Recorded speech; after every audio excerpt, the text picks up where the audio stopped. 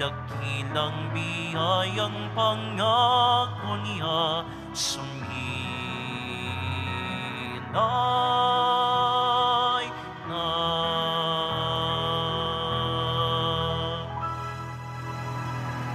Simulan natin ang ating pagdiriwang sa ngalan ng Ama at ng Anak at ng Espiritu Santo. Amen. Ang pagpapala ng ating Panginoong Hesukristo, ang pag-ibig ng Diyos Ama, at ang pakikipagkaisa ng Espiritu Santo naway sumainyong lahat. At sumaiyo rin. Mga kapatid, karaniwang minana natin ang ating pananampalataya sa ating mga magulang. Tunay ngang ito'y isang malaking biyaya. Ibinabahagi nila ang pananampalatayang batid nilang makabubuti para sa atin. Gayunpaman, hinahamon tayo ng Panginoong Hesus na angkinin at panindigan ang pananampalatayang ito. Hindi tayo maaaring mapako sa isang hiram na pananampalataya. Kailangang tumugon tayo sa hamon ni Jesus na kilalanin siya at higit sa lahat, harapin ang krus sa ating buhay. Upang tayo'y maging marapat gumanap sa banal na pagdiriwang, aminin muna natin at pagsisihan ang ating mga kasalanan. Inaamin ko sa makapangyarihang Diyos At sa inyo mga kapatid, na lubha akong nagkasala sa isip, sa salita at sa gawa, at sa aking pagkukulang. Kaya'y sinasamo ko sa mahal na Birheng Maria, sa lahat ng mga anghel at mga banal, at sa inyo mga kapatid, na ako'y ipanalangin sa Panginoong ating Diyos. Kaawan tayo ng makapangyarihang Diyos, patawarin tayo sa ating mga kasalanan at patnubayan tayo sa buhay na walang hanggan. Amen. Panginoon, kaawaan mo kami. Panginoon, kaawaan mo kami. Kristo, kaawaan mo kami. Kristo, kaawaan mo kami. Panginoon, kaawaan mo kami. Panginoon, kaawaan mo kami.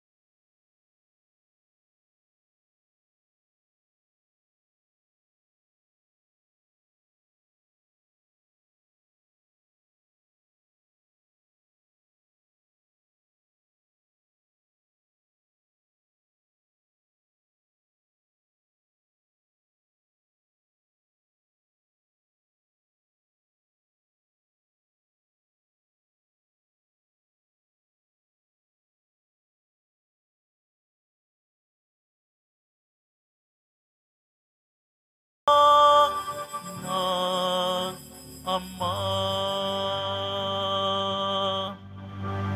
Ikaw na nag-alis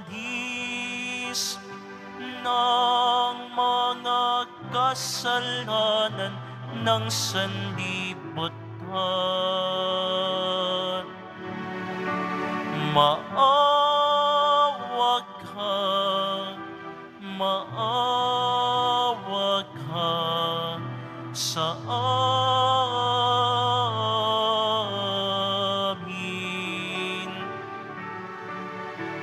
Ikaw na nag-alis kasalanan ng sanlibutan. Tanggapin mo ang aming kahilingan. Tanggapin mo ang aming kahilingan. Ikaw na naluluklok sa kanan ng Ama, maawa ka sa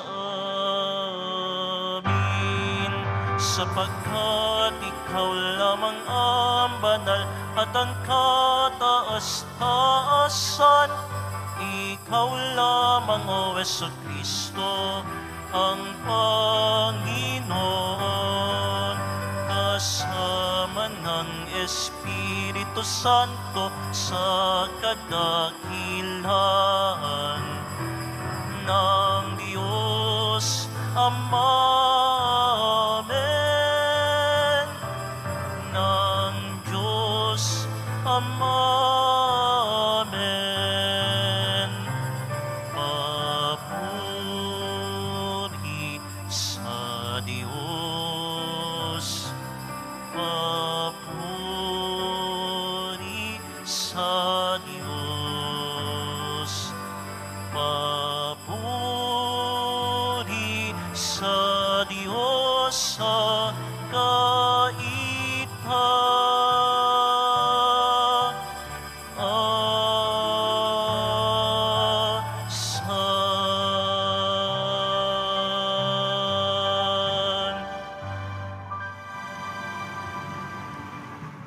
Manalangin tayo. Ama naming makapangyarihan, ikaw ang lumikha at tagapamahala ng tanang umiiral. Tunghayan mo kami upang ang iyong awa ay aming maranasan at ipagkalob mong ikaw ay aming wagas na mapaglingkuran. Sa pamamagitan ni Jesucristo, kasama ng Espiritu Santo, magpa sa walang hanggan. Amen. Pagbasa mula sa aklat ni Propeta Isaías. Binigyan ako ng pangunawa ng Panginoon. Hindi ako naghimagsik ni tumalikod sa Kanya. Hindi ako tumutol nang bugbugin nila ako. Hindi ako kumibo nang ako'y kanilang insultuhin. Pinabayaan ko silang bunutin ang buhok ko't balbas. Gayon din nang lurhan nila ako sa mukha. Ang mga pagdustang ginawa nila'y di ko pinapansin, pagkat ang makapangyarihang Panginoon ang tumutulong sa akin. Handa akong magtiis, pagkat aking batid na ang sarili ko'y di mapapahiya. Ang Diyos ay malapit at Siya ang magpapatunay na wala akong sala. May nangangahas bang maghabla sa akin? Magharap kami sa hukuman at ilahad ang kanyang bintang. Ang poon mismo ang magtatanggol sa akin. Sino ang makapagpapatunay na ako ay may sala? Ang salita ng Diyos. Salamat sa Diyos. Kapiling ko habang buhay ang Panginoong may kapal. Kapiling ko habang buhay ang Panginoong may kapal. Mahal ko ang Panginoon pagkat ako'y dinirinig. Dinirinig niya ako sa dalangin ko at hibig. Ako'y kanyang dinirinig tuwing ako'y tumatawag. Kung ako ay tumatawag, sinasagot niya agad. Kapiling ko habang buhay ang Panginoong may kapal. Noong ako'y mahuhulog sa bingit ng kamatayan, nadarama ko ang tindi ng takot ko sa libingan. Lipos ako ng pangamba at masidhing katakutan. Sa ganoong kalagayan, Panginooy tinawag ko, at ako ay nagsumamo na iligtas niya ako. Kapiling ko habang buhay ang Panginoong may kapal. Mabuti ang Panginoon siya'y mahabaging Diyos. Tunay siyang mahabagin at mapagpahinuhod. Panginooy nagtatanod sa wala nang sumaklolo. Noong ako ay manganib, iniligtas niya ako. Kapiling ko habang buhay ang Panginoong may kapal. Ako'y kanyang iniligtas sa kuko ng kamatayan. Tinubos sa pagkatalo at luha ko'y pinahiran. Sa harap ng Panginoon, doon ako mananahan. Doon ako mananahan sa daigdig nitong buhay. Kapiling ko habang buhay ang Panginoong may kapal.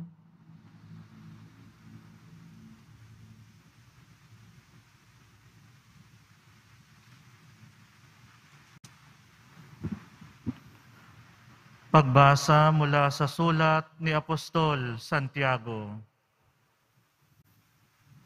Mga kapatid, ano ang mapapala ng isang tao kung sabihin man niyang siya'y may pananampalataya, ngunit hindi naman niya pinatutunayan sa gawa? Maililigtas ba siya ng gayong pananampalataya? Halimbawa, ang isang kapatid ay walang maisuot at walang makain. Kung sabihin ng isa sa inyo, patnubayan ka nawa ng Diyos, magbihis ka't magpakabusog, ngunit hindi naman siya binibigyan ng kanyang kailangan, may mabuti bang maidudulot sa kanya iyon? Gayon din naman, patay ang pananampalatayang walang kalakip na gawa. Ngunit may nagsabi, may pananampalataya ka at may gawa ako. Sagot ko naman, ipakita mo sa akin ang iyong pananampalatayang walang kalakip na gawa, at ipakikita ko naman sa iyo sa pamamagitan ng aking mga gawa ang aking pananampalataya. Ang salita ng Diyos. Salamat sa Diyos.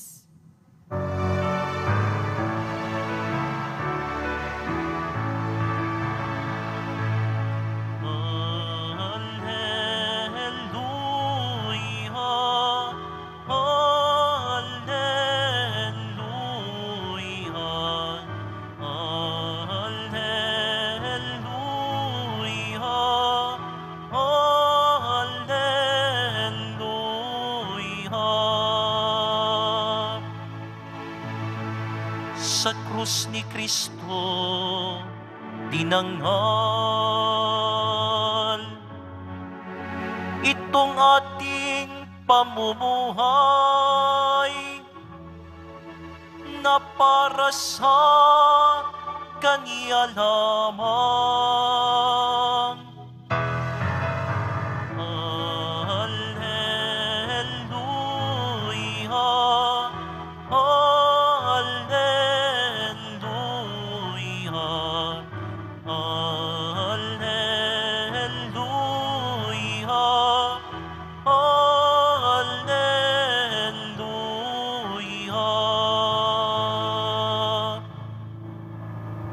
Sumainyo ang Panginoon. At sumaiyo rin. Ang mabuting balita ng Panginoon ayon kay San Marcos. Papuri sa iyo, Panginoon.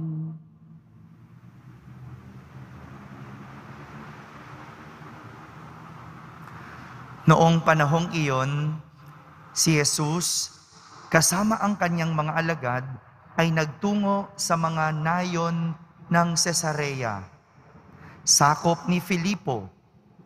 Samantalang sila'y naglalakbay, tinanong niya ang kanyang mga alagad, "Sino raw ako ayon sa mga tao?" Sumagot sila, "Ang sabi ng ilan ay si Juan Bautista kayo. Sabi naman ng iba, si Elias kayo. At may nagsasabi pang isa kayo sa mga propeta. Kayo naman, ano ang sabi ninyo? Sino ako?" Tanong niya. "Kayo ang Kristo," tugon ni Pedro. "Huwag ninyong sasabihin kanino man kung sino ako. Mahigpit na utos niya sa kanila. Mula noon, ipinaalam na ni Jesus sa kanyang mga alagad na ang anak ng tao'y dapat magbata ng maraming hirap. Siya'y itatakwil ng matatanda ng bayan, ng mga punong saserdote at ng mga eskriba, at ipapapatay. Ngunit sa 3 araw, muli siyang mabubuhay. Maliwanag na sinabi niya ito sa kanila. Kaya't niyaya siya ni Pedro sa isang tabi at sinimulang pagsabihan. Ngunit humarap si Jesus sa kaniyang mga alagad at pinagwikaan si Pedro. Lumayo ka, Satanas. Ang iniisip mo'y hindi sa Diyos, kundi sa tao. Pinalapit ni Jesus ang mga tao, pati ang kanyang mga alagad, at sinabi, kung ibig ninumang sumunod sa akin, limutin niya ang ukol sa kanyang sarili, pasanin ang kanyang krus, at sumunod sa akin. Ang naghahangad na magligtas sa kanyang buhay ay siyang mawawalan nito. Ngunit ang mag-alay ng kanyang buhay alang-alang sa akin at sa mabuting balita ay siyang magkakamit niyon. Mga kapatid, ang mabuting balita ng Panginoon. Pinupuri ka namin, Panginoong Hesukristo. Isang magandang araw po sa inyong lahat. May mga pagkakataon sa ating mga buhay na akala natin kilalang kilala na natin ang Diyos. Pero pag dumating ang hirap, pag sinubok, tila nalilimutan natin ang pagkilala natin sa Kanya. Yung akala natin ang bait-bait ng Diyos. Pero nung dumating ang krisis sa ating buhay, parang pakiramdam natin, pinagdamutan tayo ng Diyos. Yung minsan akala natin, mapagmahal ang Diyos. Pero bakit puro sakit o kasawian ang ating nararamdaman sa buhay? Hindi ba minsan ganito? Hindi ba nangyayari ito? Akala natin, kilala na natin ang Diyos. Pero pag dumating ang hirap at pagsubok, nawawala ang pagkilala natin sa Kanya. Mga kapatid, kung nararanasan mo ito, para sa iyo ang mga pagbasa natin ngayon. Dahil parang ganito ang nais ipakita sa atin ng ating mga pagbasa. Narinig natin sa ating ebanghelyo kung paanong nagtanong si Jesus sa kaniyang mga alagad kung sino daw siya para sa mga tao. Kung sino si Jesus ayon sa mga tao. Marami ang hindi nakakilala sa totoong pagkatao ni Jesus. At tanging si Pedro lang ang nakapagsabi kung sino si Jesus. Ang problema, hindi porket nasabi ni Pedro kung sino si Jesus. Sabi niya, ikaw ang Kristo. Ang problema, hindi porke nakilala niya sa pangalan si Jesus, ibig sabihin, kilala na niya si Jesus. Dahil nang ilahad ni Jesus kay Pedro ang magiging hirap o mararanasang hirap at pagdadaan ng pagsubok, hindi natanggap ito ni Pedro. Hindi niya matanggap dahil taliwas ito sa pagkakakilala niya kay Jesus. Akala ko ba ikaw ang tagapagligtas? Paanong ikaw ay mapapahamak? Taliwas. Yung pagkakakilala ni Pedro kay Jesus sa mangyayari at makikita niya. Kaya nga, ang sabi sa kanya ni Jesus, ang iniisip mo'y hindi sa Diyos, kundi sa tao. Para bang sinasabi ni Jesus, marunong ka pa sa plano ng Diyos. Iba mag-isip ang Diyos. Ganyan ang nangyari kay Pedro. Yung akala niyang kilalang kilala na niya si Jesus, parang biglang nagbago ang pagkilala niya kay Jesus.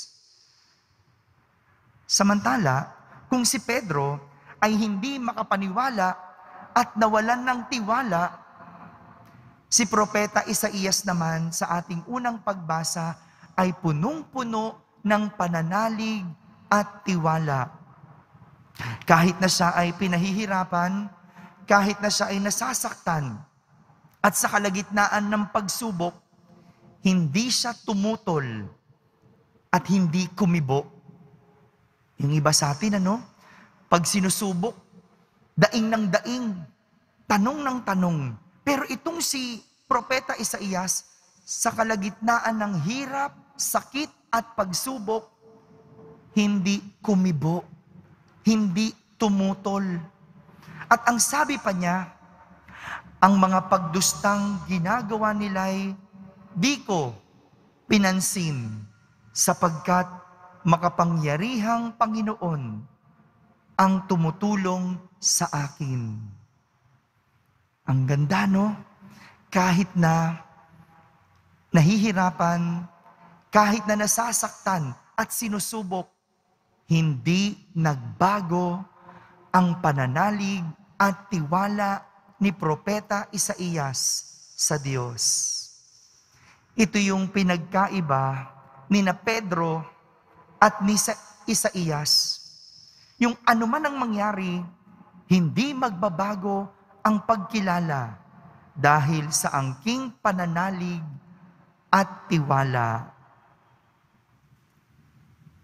Kaya sa lahat ng may mga pinagdadaanan, naway, huwag nitong baguhin ang pagkilala natin sa Diyos, kundi mas lalong maging daan ang mga ito para ang pagkilala natin sa Diyos ay lumalim. Yung mga hirap, yung mga sakit, yung mga pagsubok, nawa mas maging daan ito para mas makilala natin ang Diyos. Kaya nga kung ikaw ay sinusubok at napapaduda sa Diyos, kung ikaw ay nasasaktan at napapadaing sa Diyos, naway yung salmo responsorio ang iyong maging panalangin. Sabihin mo, kapiling ko habang buhay ang Panginoong may kapal. Kapag ikaw ay nasasaktan, kapag ikaw ay nahihirapan, kapag ikaw ay sinusubok sa buhay, ibulong mo, sabihin mo at idalangin mo, kapiling ko habang buhay ang Panginoong may kapal. Talaga naman na walang taong makaliligtas sa pagsubok. Walang taong makakaiwas sa sakit. Walang taong hindi masasaktan. Pero nawa itong mga karanasang ito, mas lalong magpatibay sa ating pagkilala sa Diyos. Sa halip na mawalan ng tiwala, sa halip na mawalan ng pananampalataya, naway ang lahat ng ito magpalalim ng ating pananampalataya at tiwala sa Diyos. Kapit lang, pagpatuloy mo lang, mag-umasa at magtiwala sa Diyos. Ituloy mo lang ang pananampalataya sa Diyos.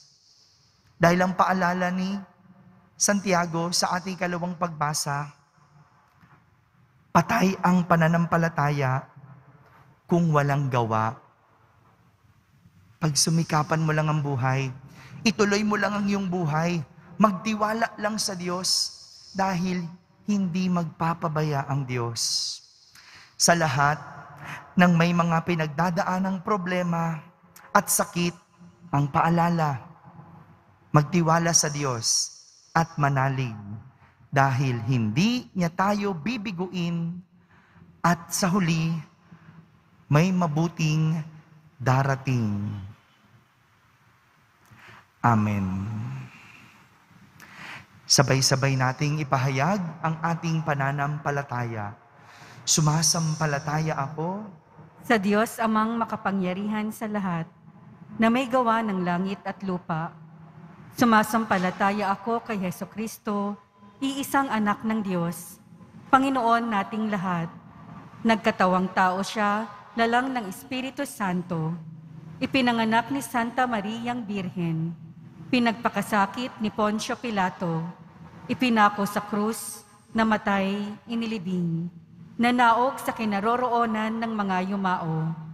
Nang may 3 araw na buhay na maguli, umakyat sa langit, naluluklok sa kanan ng Diyos amang makapangyarihan sa lahat. Doon magmumulang paririto at huhukom sa mga nangabubuhay at nangamatay na tao. Sumasampalataya naman ako sa Diyos Espiritu Santo, sa banal na simbahang Katolika, sa kasamahan ng mga banal, sa kapatawaran ng mga kasalanan, sa pagkabuhay na muli ng mga nangamatay na tao, at sa buhay na walang hanggan. Amen. Minamahal kong mga kapatid, lumapit tayo sa ating mapagpalang Ama na turuan tayong tumalima sa Kanyang salita upang lubusan nating matanggap at makilala ang Kanyang anak na si Jesus. Taos-puso tayong manalangin at ating sambitin, Ama, dinggin mo ang aming panalangin. Ama, dinggin mo ang aming panalangin. Para sa Santo Papa, mga obispo, kaparian at mga nag-alay ng kanilang buhay para sa Diyos, patuloy nawa nilang ipahayag si Jesus bilang Mesiyas sa pamamagitan ng kanilang tapat na pamumuhay. Manalangin tayo. Ama, dinggin mo ang aming panalangin. Para sa mga namumuno sa pamahalaan, matupad nawa nila ang kanilang pangakong maglingkod sa bayan ng totoo at tapat. Manalangin tayo.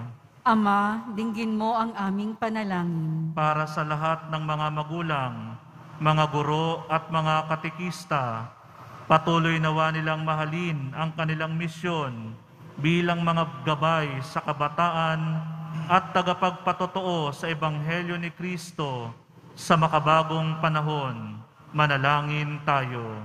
Ama, dinggin mo ang aming panalangin. Para sa mga nagdurusa hatid ng pandemya, maging matatag nawa tayo sa ating pananampalataya at makahanap ng pag-asa sa mga taong patuloy na nagmamalasakit. Manalangin tayo.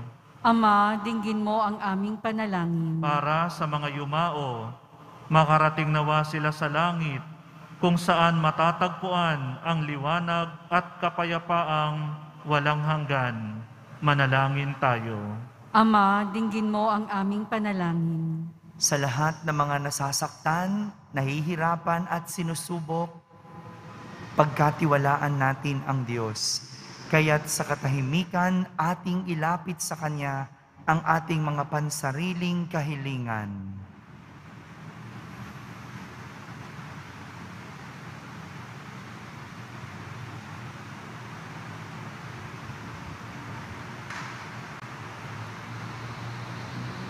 Manalangin tayo. Ama, dinggin mo ang aming panalangin. Ama, patuloy ka nawang maghari sa aming puso't diwa upang sa pamamagitan ng aming pamumuhay, madama ka namin sa pamamagitan ng isa't isa, lalong-lalo na ang mga kapatid naming nangangailangan. Nang sa gayon, makilalang lubos ng mundo, si Jesucristong anak mo at aming Panginoon. Amen.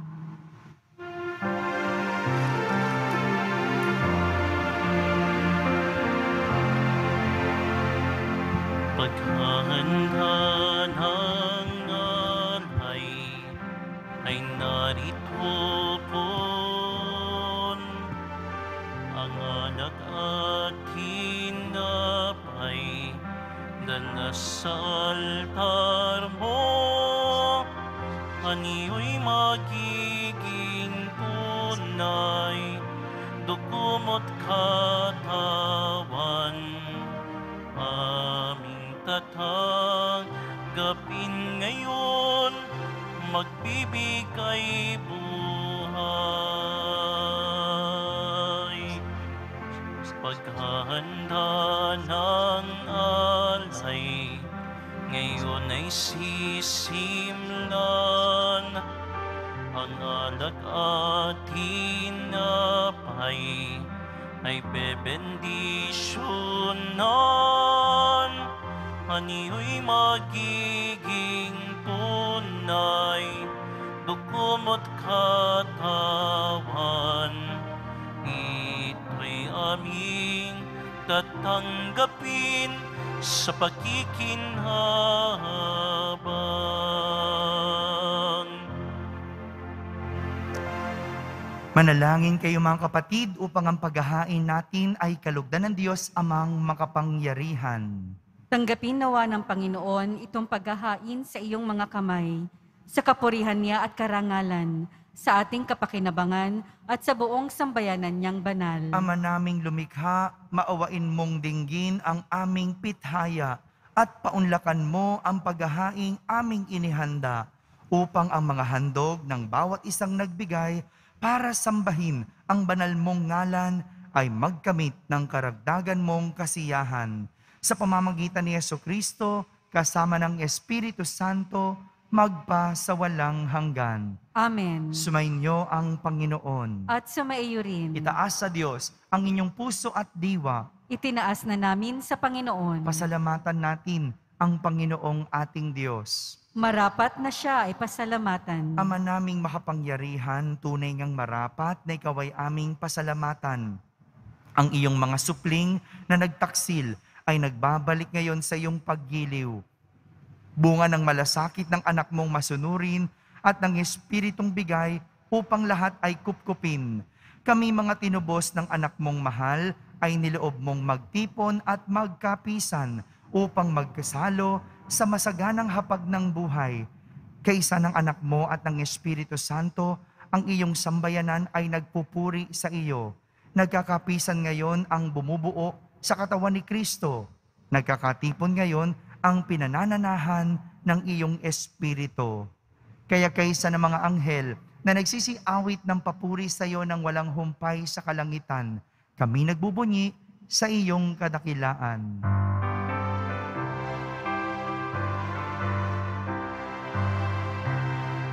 Banhal ka, buong may kapal, banhal ang iyong pangalan, banhal ang iyong kaharian, langit lupa'y nagpupugay sa iyong kadakilaan,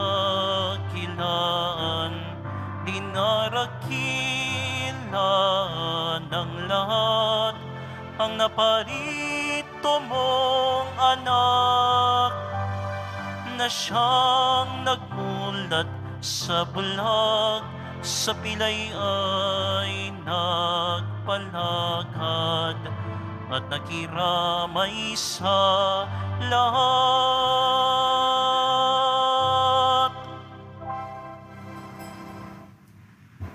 Ama naming banal, ikaw ang bukal ng tanang kabanalan. Kaya't sa pamagitan ng iyong Espiritu, ay gawin mong banal ang mga kaloob na ito, upang para sa amin ay maging katawan at dugo ng aming Panginoong Hesukristo. Bago niya pinagtiis ang kusang loob na maging handog, hinawakan niyang tinapay, pinasalamatan kanya, pinaghati-hati niya iyon, iniabot sa kanyang mga lagad at sinabi, "Tanggapin ninyong lahat ito at kanin. Ito ang aking katawan na inihahandog para sa inyo."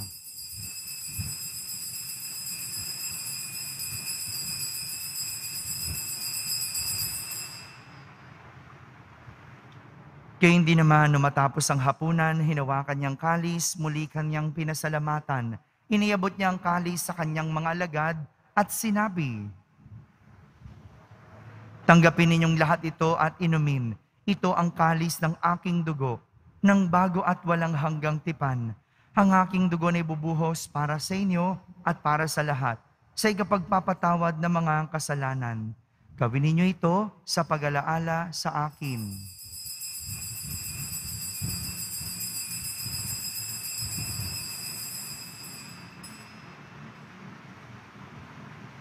Ipagbunyi natin ang misteryo ng pananampalataya. Si Kristo'y namatay, si Kristo'y nabuhay, si Kristo'y babalik sa wakas ng panahon.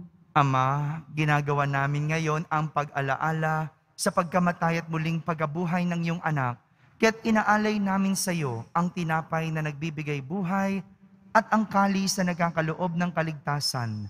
Kami nagpapasalamat dahil kami iyong minarapat na tumayo sa harap mo para maglingkod sa iyo. Isinasamo namin kaming magsasalo-salo sa katawan at dugo ni Kristo ay mabuklod sa pagkakaisa sa pamamagitan ng Espiritu Santo. Ama, lingapin mo ang iyong simbahang laganap sa buong daigdig.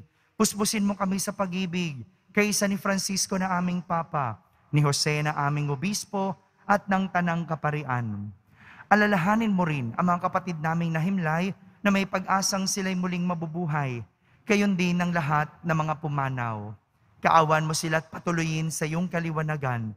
Kaawan mo at pagindapating kaming lahat na makasalo sa iyong buhay na walang wakas. Kaisa na mahal na Birheng Maria na Ina ng Diyos, ng kabiyak ng puso niyang si San Jose, kaysa ng mga apostol at ng lahat ng mga banal na namuhay dito sa daigdig ng kalugod-lugod sa iyo. May pagdiwang nawa namin ang pagpupuri sa kararangal mo sa pamamagitan ng iyong anak na aming Panginoong Hesukristo. Sa pamamagitan ni Kristo, kasama niya at sa Kanya, ang lahat ng parangal at papuri ay sa iyo, Diyos amang makapangyarihan, kasama ng Espiritu Santo, magpa sa walang hanggan.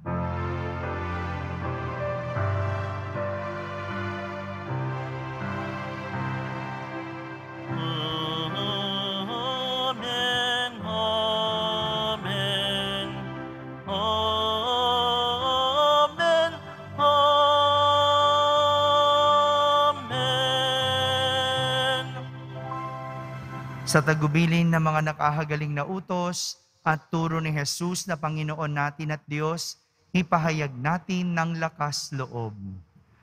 Ama namin, sumasalangit ka. Sambahin ang ngalan mo, mapasa amin ang kaharian mo. Sundin ang loob mo dito sa lupa para nang sa langit.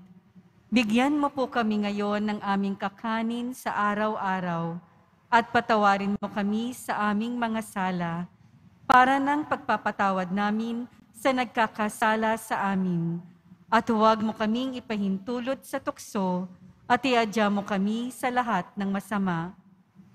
Hinihiling namin kami iadya sa lahat ng masama, pagkalooban ng kapayapaan araw-araw, iligtas sa kasalanan at ilayo sa lahat ng kapahamakan, samantalang aming pinananabikan ang dakilang araw ng pagpapahayag ng tagapagligtas naming si Hesukristo.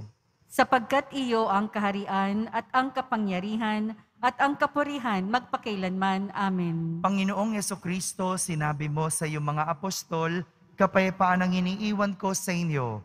Ang aking kapayapaan ang ibinibigay ko sa inyo. Tunghayan mo ang aming pananampalataya at huwag ang aming pagkakasala. Pagkalooban mo kami ng kapayapaan at pagkakaisa ayon sa iyong kalooban, kasama ng Espiritu Santo, magpa sa walang hanggan. Amen. Ang kapayapaan ng Panginoon ay laging sumainyo. At sumaiyo rin. Magbigayin kayo ng kapayapaan sa isa't isa. Kapayapaan po para sa lahat. Kordero ng Diyos na nag-aalis ng mga kasalanan ng sanlibutan, maawa ka sa amin.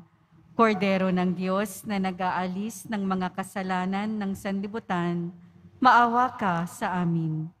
Kordero ng Diyos na nag-aalis ng mga kasalanan ng sanlibutan, Ipagkaloob mo sa amin ang kapayapaan.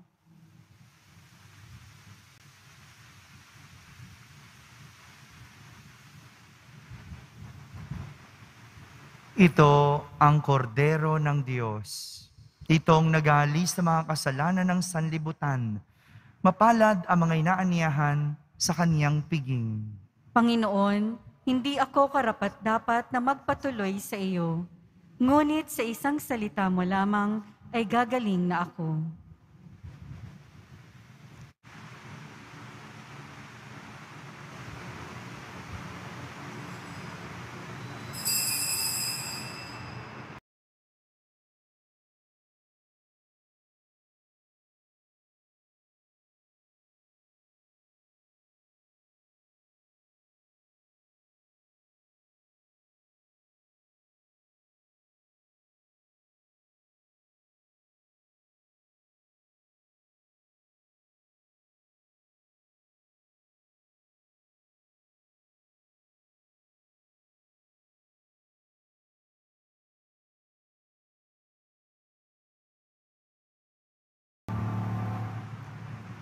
Manalangin tayo.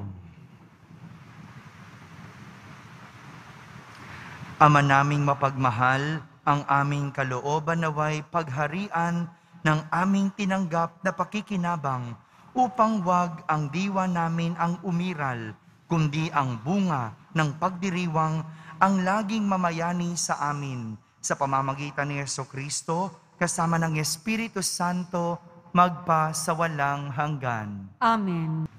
Sumainyo ang Panginoon. At sumaiyo rin. Pagbabasbas ng Poong Yesus Nazareno.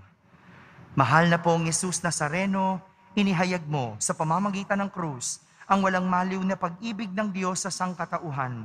Pakinggan mo ang kahilingan ng iyong angkan na nagsusumamo sa iyo. Makamtanawan nila ang inyong katugunan at tanggapin ang kasagutan na may utang na loob na tinatanaw. Basbasan din po ninyo ang lahat na may karamdaman at nahihirapan. Sa pamamagitan ng bendisyon na ito, naway maalala nila ang mga pangako nila noon sa binyag na ikaw ang kanilang iibigin at pagdilingkuran bilang Panginoon magpa sa walang hanggan. Amen. At pagpalain kayo ng makapangyarihang Diyos, Ama, Anak at Espiritu Santo. Amen. Tapos na po ang ating pagdiriwang, humaiking taglay ang pag-ibig at kapayapaan ng Poong Hesus Nazareno. Salamat sa Diyos.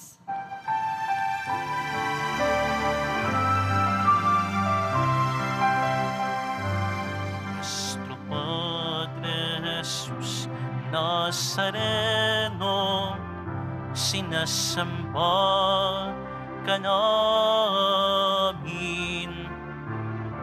Pinipinto ka namin, aral mo ang aming buhay at kaligtasan.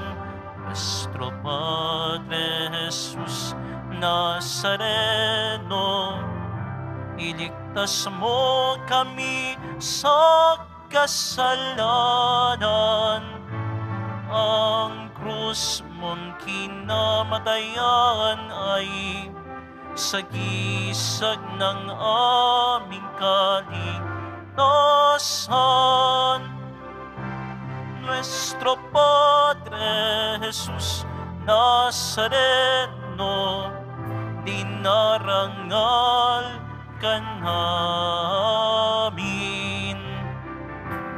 Nuestro Padre Jesus Nazareno, nilulwalhati ka namin. Nuestro Padre Jesus Nazareno, dinarangal ka namin. Nuestro Padre Jesus Nazareno, nilulwalhati ka namin.